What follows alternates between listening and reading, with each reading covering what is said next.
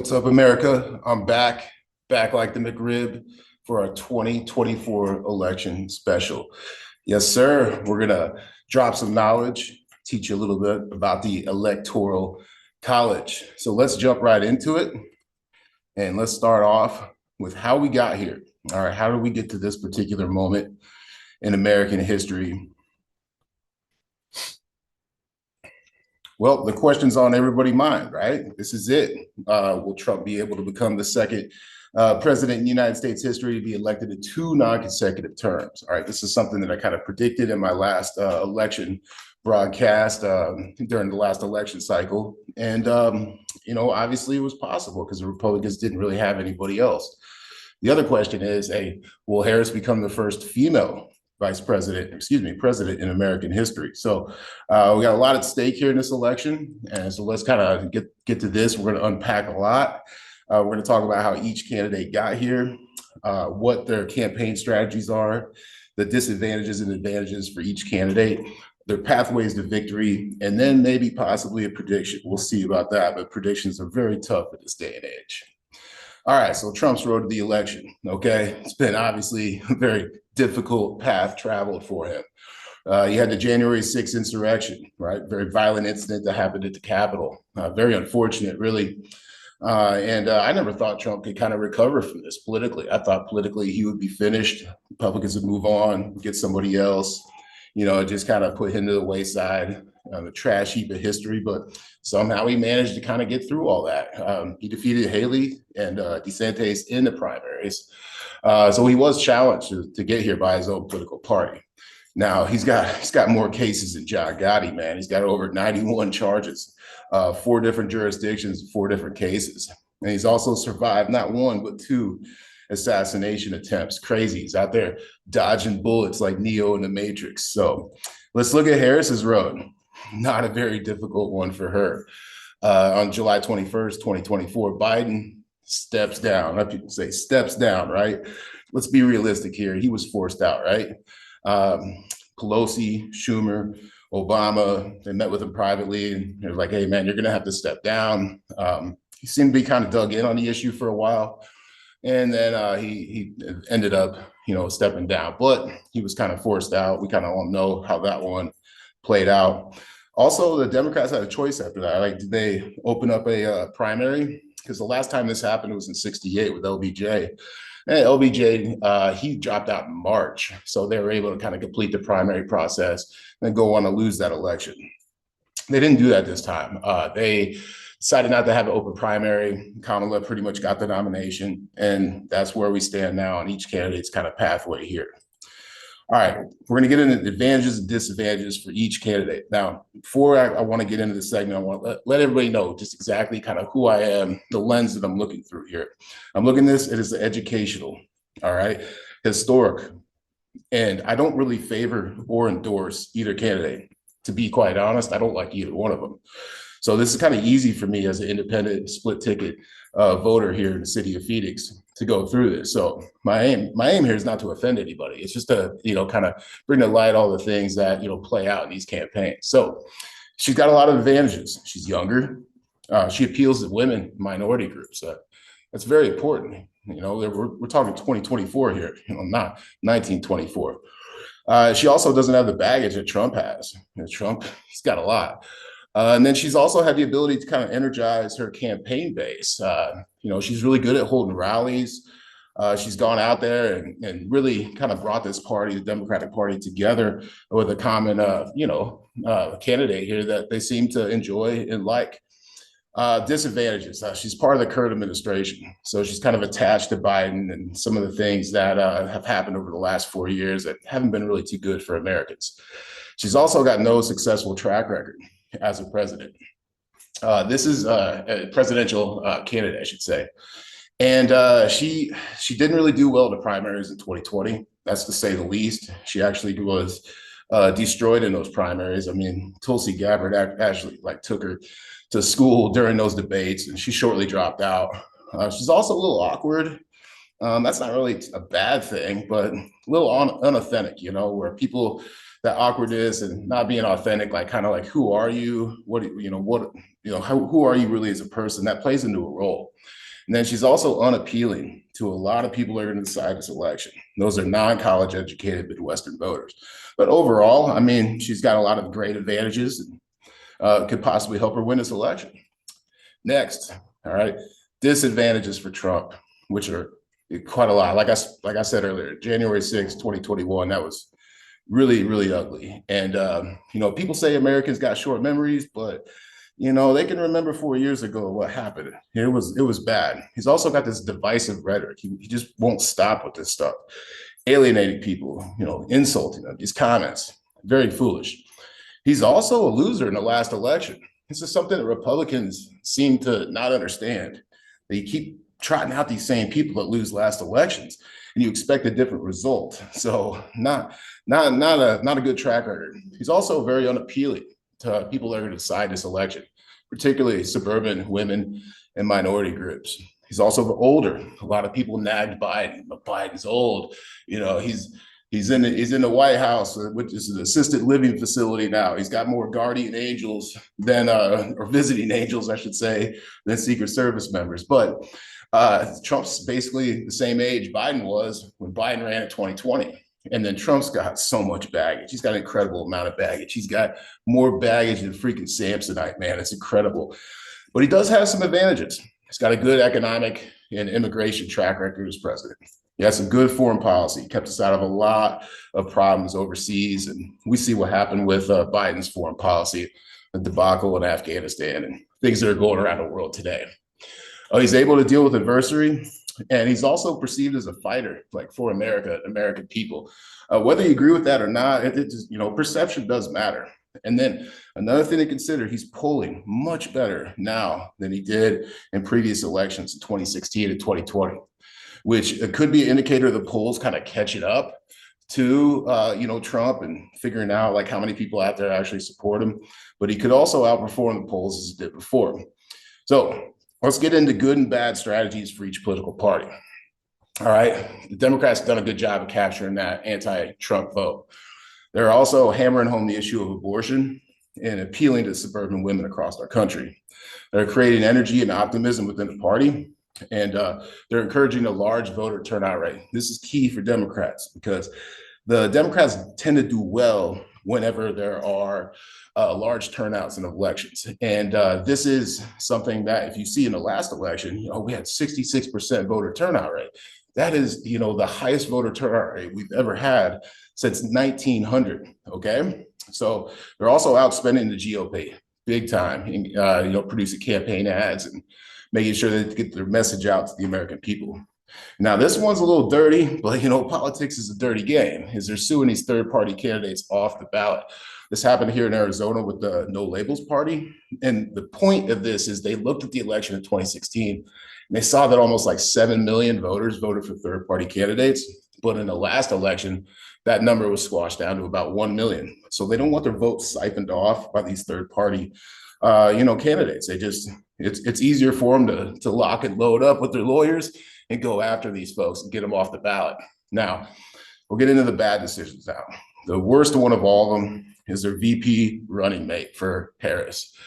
They decided to go with Waltz out of Minnesota. Minnesota's a state Democrats are going to win, no matter what. But they decided to pass on the governor of Pennsylvania, Shapiro. This is a mistake. This is an absolute mistake. Could be a colossal one that cost him the election. He's a very popular governor of Pennsylvania. You need Pennsylvania to win. You got to have it. It's a keystone state for a reason. The election, absolutely. Now, another thing that they're doing that's not good is they're lowering themselves to Trump's rhetoric, calling people Nazis, garbage, fascist, threat to democracy. All right, that's not a good look. You can't lower yourself to his level. You got to be, the bigger man or the bigger woman. Also, sacking Biden, kind of pushing him out. You could alienate a lot of those voters that carried Biden to victory in 2020. A lot of them in the Midwest. Biden was perceived as a moderate, a Midwestern guy from Pennsylvania, a humble, middle-class gentleman, a guy that had name recognition because he served with Obama. They pushed him out like he was, basically nothing. Also, these media appearances by Kamala. She's better at the rallies. She's better at going out and having a big rally and producing that energy than she is kind of articulating things. I mean, it's not saying she's a bad person or anything. It's just the fact that she's not very well spoken. Also, these key endorsements that are followed through for her, the Teamsters, the Washington Post, the LA Times, none of them endorsed her. It's very rare. Most of those outlets go ahead and they endorse Democratic candidates. And then also they're assuming minority voters are going to vote for them because of past election history. We'll see if that holds suit or not, but it could be a mistake. All right, these are good and bad campaign strategies for the GOP. All right, they're hammering home the economic issues like inflation and cost of living. They're staying on message about immigration. They're attaching Kamala to Biden's failures, especially that term borders are. That's very effective. They're distancing themselves from the abortion issue. This was a total unforced error by the Republicans. I know right before the midterms, the Supreme Court overturned Roe versus Wade. Not good. Not good for the Republicans, really. And what they're able to do here is kind of distance themselves, kind of like, kind of chill out their tone and their approach on it. And we'll see if that pays off or not. Also, Trump is a really good campaigner. He's timing the peak of this election. He's able to go out and do these political stunts, like freaking work at Mickey D's. I wonder how many fries he ate, right? Probably one for you, one for me type of deal. All right. But that and the garbage truck, after what Biden said, it was pretty brilliant. Now, they're also improving their poll numbers with Hispanic and Black voters. I don't know if this is actually a carryover of the election, but it is definitely something we got to keep our eye on. Now, the bad, which there's many. All right. No female VP running mate. In my last video, I talked about would Trump select Haley as the VP. That would have been a great decision. He decided to go with JD Vance, which I don't really like that decision. He's probably going to carry Ohio anyway. I don't know. Maybe it was a tactic to like garner these more Midwestern voters. The states are going to decide the issue, but we'll see how that turns out. But I think that and not catering to these female suburban voters could cost them the election. Also, they're nowhere to be found in the inner city, right? I live in the inner city of Phoenix downtown, and they're never there. It's always the Democrats that are going out, canvassing and harvesting these votes in inner city urban neighborhoods. Republicans are nowhere to be found. So if they even made like the smallest minute effort to get in there, the inner city, they would be able to at least siphon off some of those normal votes they would get that would go to the Democrats. And then also they're not raising enough campaign money. All right. Maybe they just, there's not that much, people out there that want to support them with this, but they're definitely being outspent by the Democrats. Okay, here's some serious questions here. First one, are the polls accurate and can other data be useful? Well, the polls really haven't been accurate at all. Been straight trash really for the last two elections. And Trump's outperformed them in the last two elections, 2020 and 2016. He outperformed where he was polling at. So have the polls caught up to that? Have they figured something out? Did they correct their mistakes? But the past doesn't really reflect that at all. Current polling shows a tight election, which for a lot of people, they get nervous about this because they think like every election is like the biggest in history or whatnot. But, we have them every 4 years. So people need to chill out on that.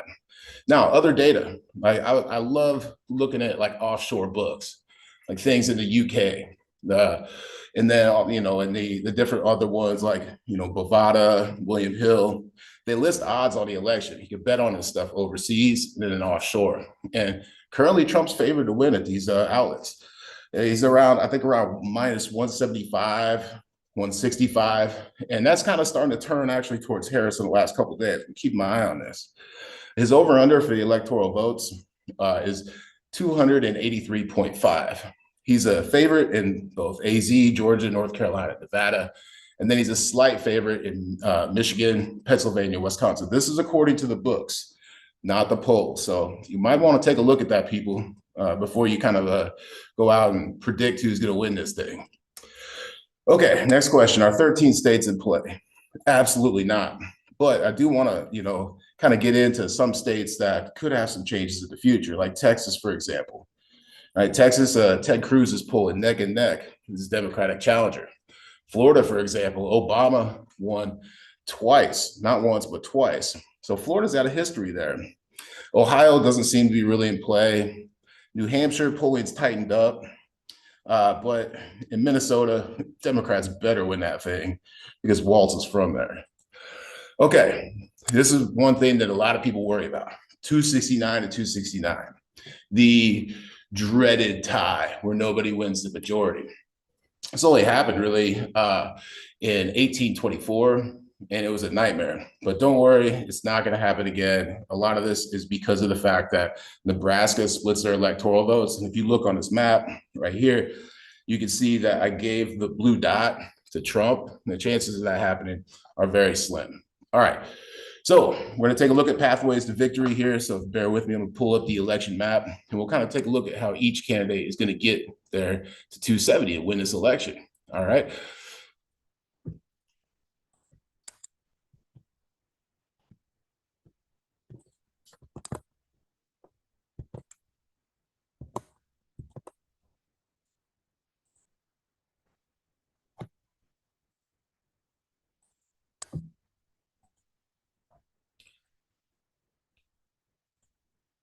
Okay. So if you look at the map, I kind of got it filled out mostly already. We know where most of these states are going to go.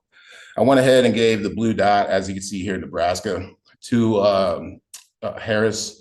So, and I also gave Trump one of the electoral votes because Maine and Nebraska split their electoral votes. I also went ahead, excuse me here, and I gave Florida to Trump and then Texas to Trump. And then pretty much everything else is filled out. For the sake of argument, let's just go ahead and let's say Minnesota stays Democratic, Virginia, Democratic.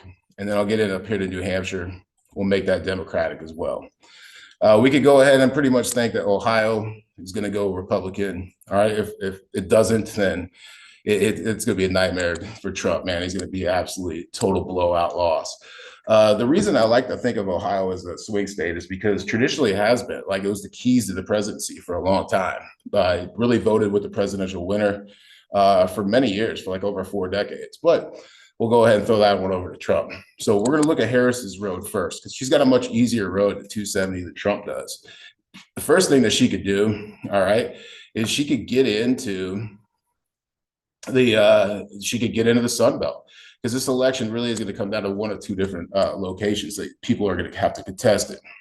It'd be the Sun Belt and then the old Rust Belt, the Midwest.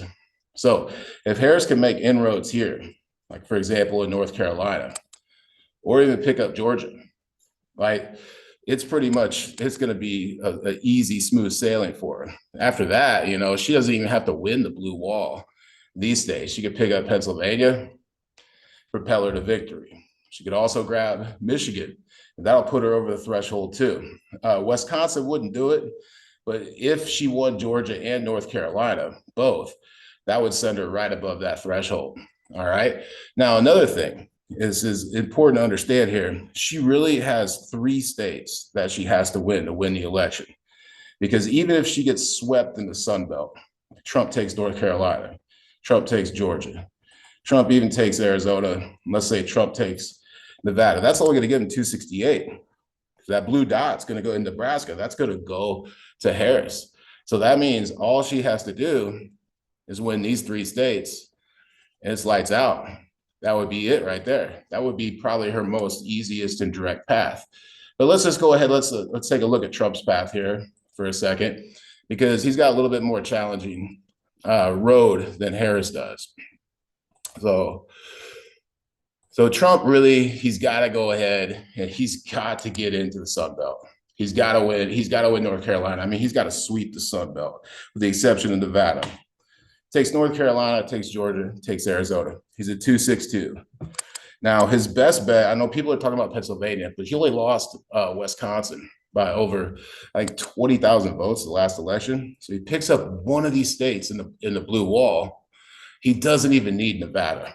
He can get there without Nevada just by grabbing Arizona, Georgia, and North Carolina. All right. That's his best bet. Now, let's just say Harris picks off one of these states in the Sun Belt. She grabs North Carolina, for example. Trump would have to win the rest of the Sun Belt. He'd have to win Pennsylvania. Oh, excuse me, Utah in play. And then he'd have to win Nevada. All right. That is a possibility. It could also go the same. Like, let's say, for example, Harris wins Georgia, but Trump wins North Carolina, it would still play out if Trump won Nevada and Pennsylvania. Okay. So bottom line here is Sun Belt in the Midwest, the old Rust Belt. That's where it goes. So people might ask, all right, well, do you have a prediction? Do you have a prediction for the election? Obviously, in the last one video I made, I kind of punked out. I was like, hey, it's going to be close. Well, no crap, right? Obviously, it's going to be close. My gut instinct on this is, yeah, obviously it's going to be close. It's going to come down to a few states. But I really think that decision not to go with Shapiro in Pennsylvania could backfire on the Dems. Now, if Trump wins Pennsylvania, his chances of winning this election skyrocket. Okay. Harris has got to carry Michigan, Pennsylvania, and Wisconsin, and she's it. But if she loses any one of those states, it changes the whole direction of this. And I don't know, my gut's kind of telling me I think Trump's got a chance to pull this off. But Harris has been having a good campaign, so we'll see. If you put me down to it, I'd probably go with Trump winning by picking off one of those states in the Midwest, but just barely. What I hope for, and this is what I worry about most, is this fanatical craziness in politics, where each side thinks they're so right and the other side thinks they're so wrong. So people need to chill out, man. They need to tone down the rhetoric. They need to, people aren't being friends with other people anymore because they have, different political views, not going to their house on Thanksgiving and stuff like that. That is absolutely insane. So message to America, we're going to have more elections in the future. Maybe chill out and maybe not make politics such a high priority in your life. So I'm out. Appreciate everybody's time. Have a fun election day, election season. Hopefully one day it'll be a federal holiday. We get another day off school. All right. Much love. Peace out.